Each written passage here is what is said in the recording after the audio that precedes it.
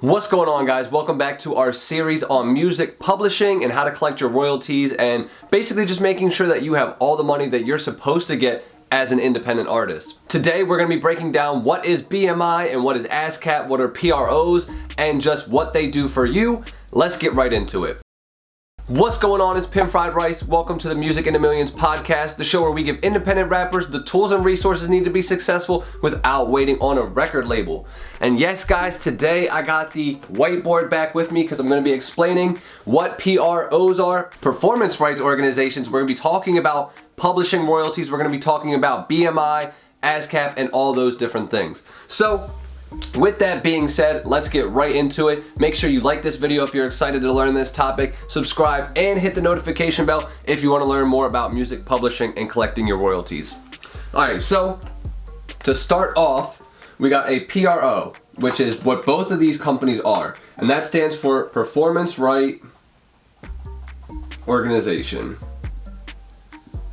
So basically, these are companies that collect your royalties for you, but not in the same way that like DistroKid would. They're collecting your performance royalties as opposed to like DistroKid is collecting your mechanical royalties, which if that doesn't make sense to you, I'll leave a link to a video above and below that we talked about the different types of royalties, mechanical versus performance and everything like that. So go check that out after you're done this one. So BMI and ASCAP, so BMI is over here, and then ASCAP's over here. They basically do the same exact thing. Now, in the beginning, when they first were created, BMI was geared more towards broadcast, which is actually what it stands for. It stands for Broadcast Music Incorporated. And that was for like if you had songs on TV, in movies, if you were doing like commercials and stuff like that.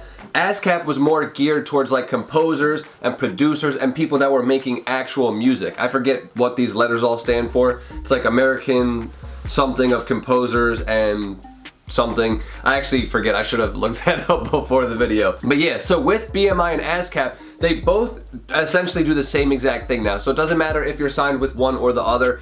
Back in the day, they had their special differences between them, but today they're essentially the same thing. So there is one major difference I do want to break down pretty much right now is the way that they handle their percentages and the way they split royalties up. So BMI and ASCAP actually work a little bit differently with the way that they split their royalties up. So ASCAP actually does theirs out of 100%. So that means that there's 100% for the entire song, there's 50% that goes towards the songwriting,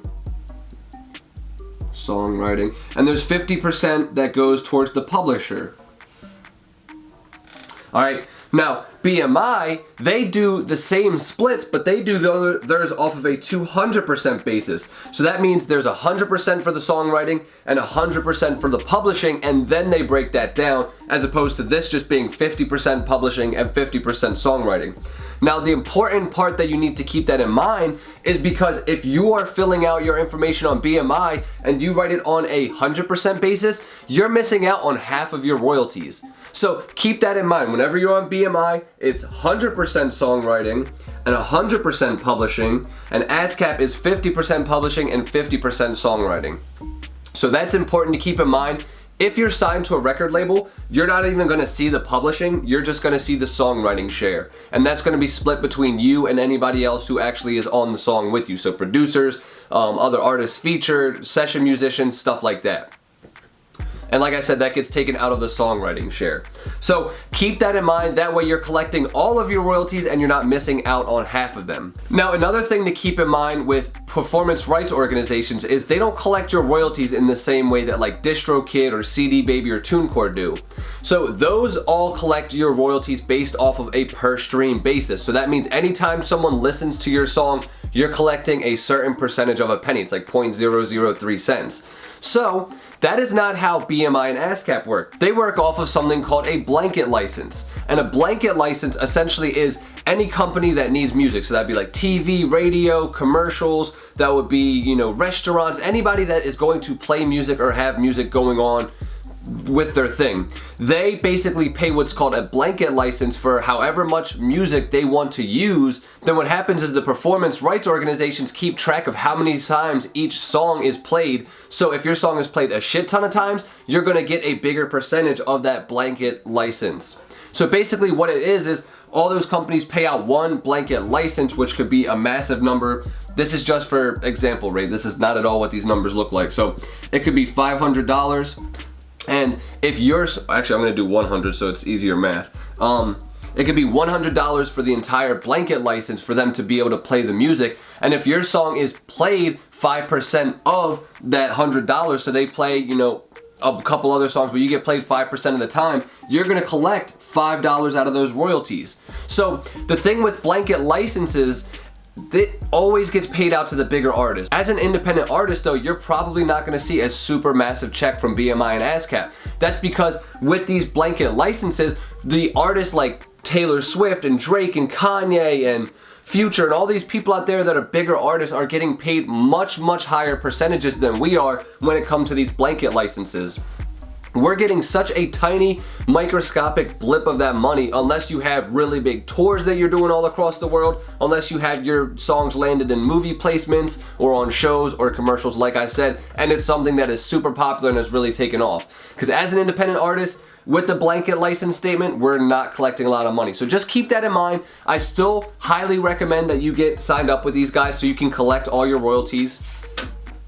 That's Sadie's arm, in case you were wondering. So you can collect all of your royalties and your publishing.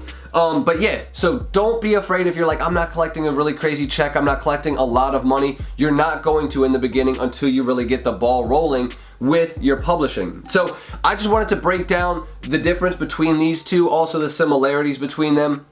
Like I said, they essentially do the same thing. The one thing I want to cover last is the price between them. So BMI is actually free to sign up as a songwriter. So if you're signed to a record label and you're only collecting songwriting publishing, your songwriting royalties, then sign up with BMI because it's free. All right, that's what I did in the beginning.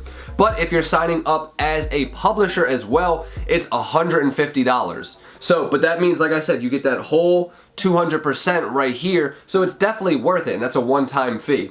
And now ASCAP is $50 to sign up as a songwriter and as a publisher. So it's actually cheaper to sign up for both with ASCAP than it is to sign up for both with BMI. But if you're just a songwriter, BMI is the way to go. It's free. You can't beat free. I just wanted to break down the difference between the two performance rights organizations. If you guys have any more questions about these or about anything related to BMI and ASCAP, let me know in the comments down below. I'd love to answer your questions and give you guys more information.